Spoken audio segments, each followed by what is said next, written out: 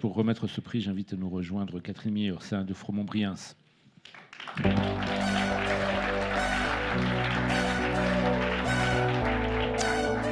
Bienvenue, chère madame. Vous êtes aussi, on a compris, Guylain le rappelait tout à l'heure, une partenaire fidèle de ce prix. Oui. Le sens de votre partenariat, de cet engagement? Alors, le sens de notre partenariat, nous sommes avocats spécialisés en droit social. Nous sommes quand même très engagés auprès de nos clients pour mener une politique sociale adaptée. Nous avons également le sens de l'engagement auprès de nos collaborateurs pour en faire des associés, puisque nous sommes une entreprise comme une autre, même si nous sommes cabinet d'avocats. Nous avons commencé à 5, nous sommes aujourd'hui 36 associés, 130 avocats en tout, une PME d'environ 200 salariés, 20 femmes associées sur 36 associés, donc nous sommes quand même c'est plus que de la assez parité, exceptionnels. De ce point de vue-là, donc je le revendique et je pense que ça donne aussi une configuration à notre cabinet qui fait que nous sommes à la pointe de tout ce qui est responsabilité sociale. Donc tout cela fait parfaitement sens. Pour remettre ce prix, vous procédez à l'ouverture de l'enveloppe, à la désignation du candidat. J'invite M. Bailly à vous rejoindre.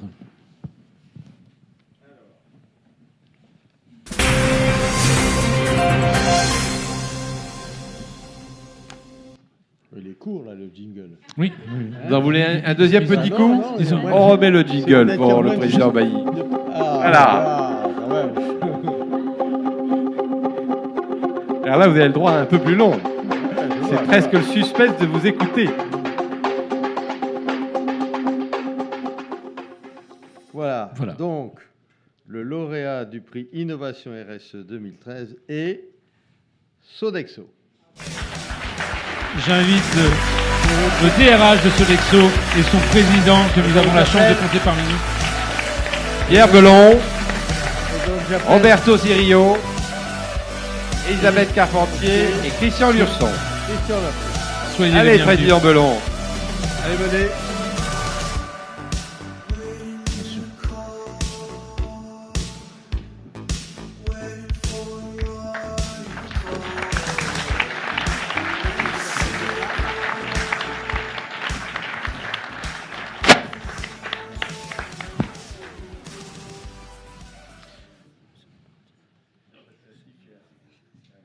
Installez-vous, si vous le souhaitez, Monsieur Bellon.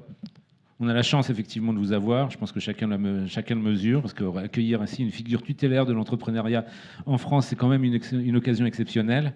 Donc je crois que cette initiative que vous avez suivie de près vous a inspiré quelques réflexions. Vous voulez les partager avec nous? À qui vous parlez? À vous, monsieur. Bon. Je suis provençal.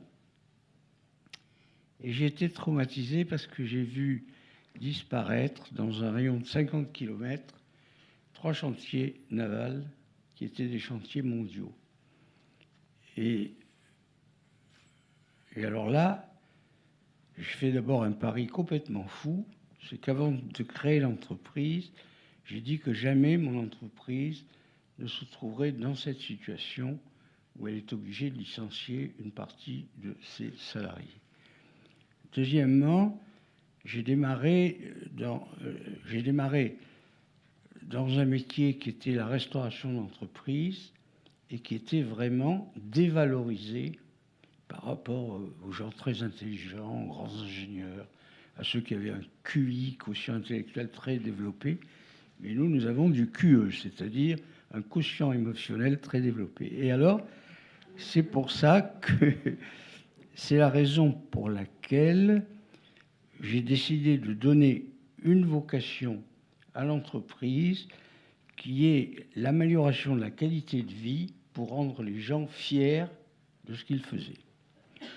Et d'ailleurs, c'est pour cela qu'on est devenu une grande entreprise internationale, puisqu'on emploie 420 000 personnes dans 80 pays en partant de rien. Et comment dirais-je, on est devenu leader des services de qualité de vie. Bon. Alors, je crois qu'on m'a dit d'être très court. Donc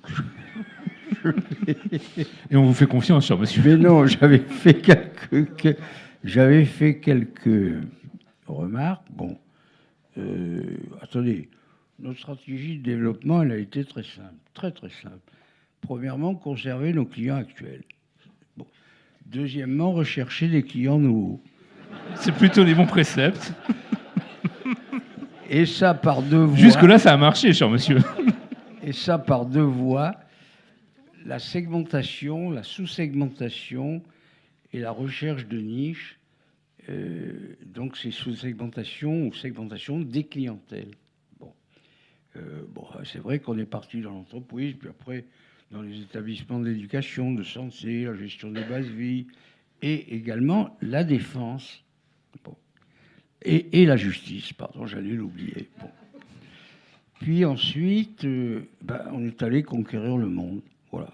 Donc ça, ça résume bien l'histoire, effectivement. Non, mais c'est pas si difficile que ça. Bon. Et alors, non. Donc, trouver des clients nouveaux. Et troisièmement, on a élargi notre offre.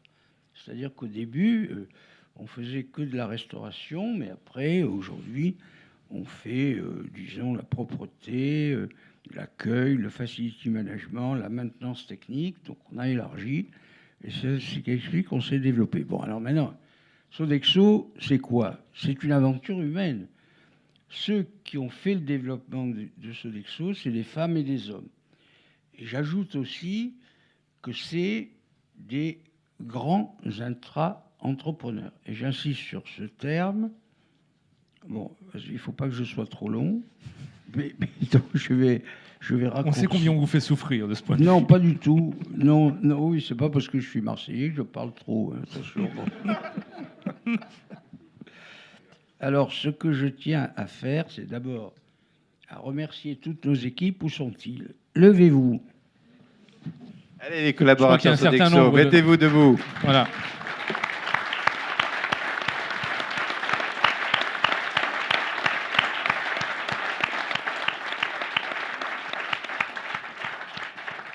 Et je veux vous remercier parce que c'est à vous que revient ce prix. Malheureusement, c'est pas vous qui allez le recevoir. Ils vont aller le voir. La culture d'entreprise est telle qu'à un moment ou à un autre, on va les faire monter sur scène. Soyez-en sûrs. Ce que je veux aussi faire, c'est remercier le président. Où est-il? Il est là. Saunier. Non, je le remercie parce que je trouve que ses initiatives sont passionnantes. Je remercie M. Nonce Paolini, le président du jury. Je te remercie parce que le vice-président du jury est un de mes amis depuis très longtemps. Et donc, non mais... non. Mais le président Bailly n'avait qu'une seule voix dans le jury. Hein. Et je remercie on est entre nous. Hein. aussi dans le jury Nicole Notat, parce que ça fait très longtemps qu'on travaille avec elle. Mais oui, mais je vous dis très sincèrement qu'il n'y a aucun conflit d'intérêt, parce que... En tout cas, merci à tous. Je crois que j'ai terminé. Merci. Merci.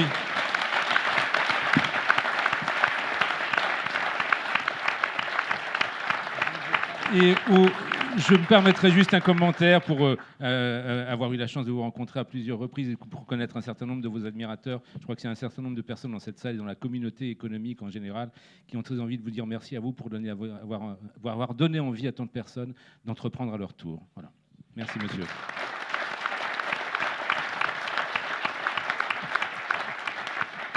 Christian Lurson, vous êtes le DRH du groupe, c'est vous qui avez été à la manœuvre. Est-ce que vous pouvez nous dire 2 mots plus concrètement sur ce que vous avez fait? Alors merci, je vais être très très bref. J'étais pas tout seul à la manœuvre, il y a Serge Thuot qui est présent dans la salle, je veux bien qu'il se lève et puis que je dise 2 mots sur lui, et puis qu'il vienne. Voilà, Serge, il est directeur de la formation chez Sodexo Justice. Sodexo Justice, on est présent depuis une vingtaine d'années et aujourd'hui dans une trentaine d'établissements pénitentiaires dans lesquels on propose un certain nombre de services, hein, l'accueil des familles, la maintenance, la restauration, bien sûr, la blanchisserie, etc. Et puis la formation des détenus. Et puis en 2010, Serge, qui incarne véritablement tout ce qui tourne autour de la formation des détenus, qui est quelqu'un de très très investi D'ailleurs, tout à l'heure, je me disais que le mot humania t'allait très très bien, Serge. Très très investi. C'est dit. Il y a beaucoup de détenus, bien sûr, qui rentrent dans les prisons et qui sortent des établissements pénitentiaires et qui se retrouvent sans emploi, donc sans possibilité de resocialisation. Et donc, c'est comme ça qu'est venue l'idée d'Exponis, qui était de créer un réseau, donc France entière, avec 14 relations chargées de relations entreprises, dont la vocation est d'accompagner les détenus lorsqu'ils sont au sein de l'établissement pénitentiaire et de travailler avec eux sur le développement de leurs compétences et de leur trouver un emploi à la sortie de l'établissement pénitentiaire, le tout en parfaite complicité, hein, il faut le dire comme ça, avec l'administration pénitentiaire. Donc voilà comment est venu ce projet. Roberto Cirillo, vous êtes donc le directeur général de Sodexo France. On voit comment un projet comme celui-ci s'inscrit dans la droite ligne des valeurs fondatrices de l'entreprise. Mais si on revient sur la stratégie globale, la stratégie de développement, comment est-ce que ça trouve sa place dans une stratégie aussi ambitieuse, aussi axée sur l'efficience normalement? En effet, le cœur de la stratégie, c'est rien d'autre que M. Bellon a dit, c'est-à-dire la vocation de l'entreprise, améliorer la qualité de vie au quotidien. Aujourd'hui, la façon de se développer de Sodexo, qui est organisée par segment de clientèle, c'est d'aller chercher chez chacun de nos segments de clientèle qu'est-ce que fait, de quoi ce client a besoin, que ce soit une entreprise, que ce soit une organisation telle qu'un hôpital plutôt qu'une université. Quels sont les enjeux de ce client de point de vue de les utilisateurs, les convives, les clients de nos clients, pour essayer de trouver des solutions qu'on peut leur amener pour améliorer la qualité de vie au quotidien. Donc, le lien pour l'entreprise et ce qui nous guide dans le développement de nos offres, c'est améliorer la qualité de vie au quotidien, qui peut être dans un hôpital, essayer d'améliorer le cadre pour les patients pour qu'il y ait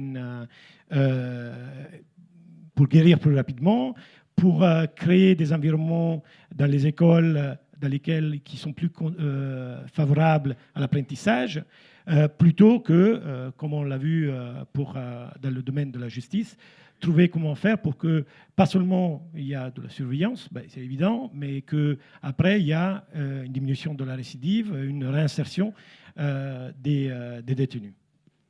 Catherine Millet, je crois que vous avez effectivement une question à poser à nos amis. Oui, alors moi je voudrais surtout interroger Monsieur Thuot, puisque je crois que c'est lui quand même qui est à l'initiative de ce projet. Qu'est-ce qui vous a amené finalement à aller au-delà de ce qui vous était demandé par l'administration pénitentiaire, qui était surtout en fait d'assurer la gestion des établissements? Qu'est-ce qui vous a amené finalement à vous dire qu'il fallait que vous alliez au-delà et que vous alliez jusqu'à essayer de former en tout cas les détenus pour qu'ils retrouvent un emploi par la suite? Et puis j'aimerais aussi que vous nous disiez quels sont vos arguments pour convaincre les entreprises à embaucher quand même des salariés avec un cursus un peu particulier. On sait que même si on a un certain nombre d'emplois qui ne sont pas pourvus, c'est quand même pas forcément évident pour un chef d'entreprise que d'appréhender un ancien détenu comme un autre CV ou une autre candidature. Déjà, merci. Puis je voudrais aussi remercier, parce qu'il y a l'idée, mais il y a aussi les opérations et puis la mise en place du projet. Donc je voulais remercier l'ensemble de l'équipe qui, depuis 2 ans et demi, en fait, a permis ce résultat. Peut-être faire un rappel, Sodexo Justice Service en fait, existe depuis 24 ans, effectivement, sur une solution globale de service. On exerce 10 métiers au sein d'une prison. La prison est un environnement complexe. Buanderie, restauration, travail pénitentiaire, formation. On en est au 3e marché. Ce sont des marchés qui durent très longtemps. Le premier a duré 11 ans, le deuxième a duré 8 ans et le 3e, celui qui est en cours, durera 6 ans. Donc ce sont des marchés qui sont longs. Bien évidemment, pour travailler dans ce milieu-là, en fait, il faut toujours chercher un sens. Et effectivement, quand on parle de réinsertion des personnes détenues, c'est une ligne commune à l'entreprise qui est venue en 2001-2002 sur le second marché, où on s'est dit, mais finalement, qu'est-ce qui peut réunir l'ensemble de ces 10 métiers? Parce qu'en détention, 80% de nos collaborateurs, il y a 1000 salariés à Sodexo Justice Service, 80% de nos collaborateurs, en permanence, tous les jours, au quotidien, ont un contact avec des personnes détenues, avec des fonctionnaires de l'État, avec des formations particulières qui sont mises en œuvre par Francine, qui est la DRH de la filiale. Et on s'est dit, qu'est-ce qui peut nous réunir à un moment donné sur cette solution globale de métier? Et on s'est donné un fil conducteur qui était effectivement la réinsertion des personnes détenues. Comment contribuer dans le service à, d'une part, aider notre client, donc qui est le ministère de la Justice, mais aussi le bénéficiaire final qui est la personne détenue. Ça, c'était la première problématique qu'on avait. Et donc, effectivement, à un moment donné, on s'est dit, unissons l'ensemble des collaborateurs sur un projet qui est un projet de réinsertion, de prise en charge, changeons la valeur, enfin, le travail pénitentiaire et créons de l'employabilité, du tutorat sur ces postes-là de manière à permettre une évaluation, à faire en sorte que ces activités faites en détention puissent servir à l'extérieur. La deuxième chose qui a conduit à ce projet, c'est que sur ce deuxième marché, c'était le deuxième marché au bout de 11 ans, on avait, par rapport à la concurrence, perdu un tout petit peu. Et on s'était rendu compte que le projet n'était pas bon et on avait mal étudié, je dirais, le besoin du client à ce moment-là, parce qu'il a encore changé ce troisième marché, malheureusement.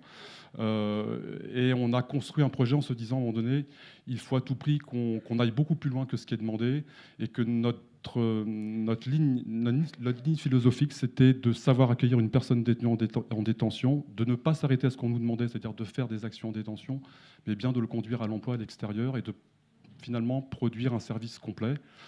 Et voilà, donc ça s'est mis en place en 2010. Ça nous a permis de le faire au niveau national parce que ça a fonctionné dans l'offre et qu'on est passé d'une dizaine d'établissements à 30 établissements en 2010. Et aujourd'hui, il y en a quelques-uns dans la salle, ils sont 14 et tous les jours, eux aussi au quotidien, rencontrent des entreprises, des artisans, des PME, PMI. C'est un peu vendre le Minitel en pleine période Internet, très clairement, de vendre des personnes détenues en emploi. Mais voilà. Merci beaucoup, monsieur.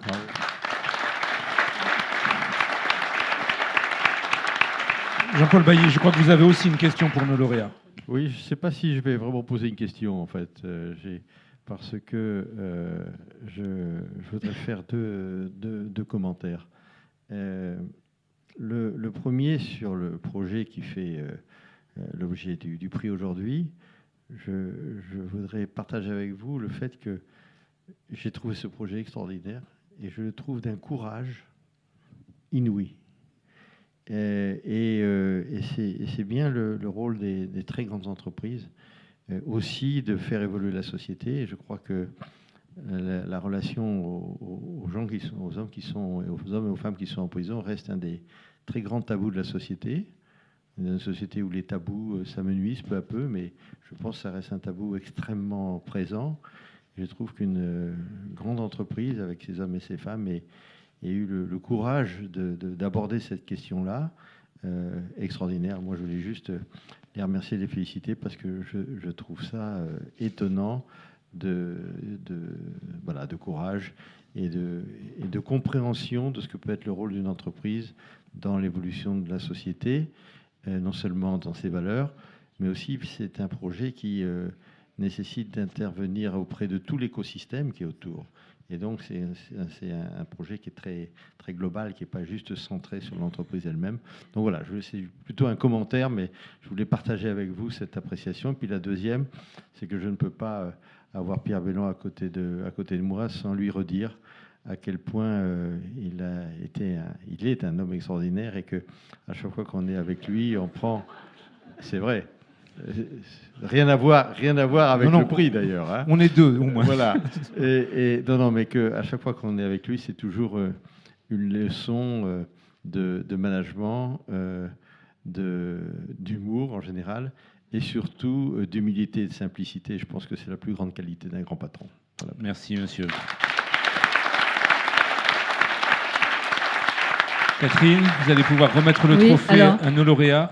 Pour moi, ce soir, l'homme extraordinaire, ça va être Monsieur Thuot, à qui je vais remettre ce prix, même si je ne conteste pas, bien sûr, hein, Monsieur Bellon, que vous soyez extraordinaire.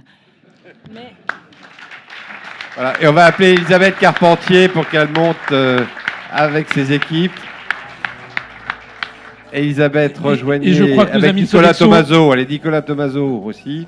Mais ont très envie que ce soit une photo de groupe. Donc j'invite l'ensemble de vos équipes à vous rejoindre. Absolument, venez. Nicolas, Francine, Jacques-André, venez. Cécile. Je crois qu'on peut les applaudir parce qu'effectivement c'est un exercice collectif.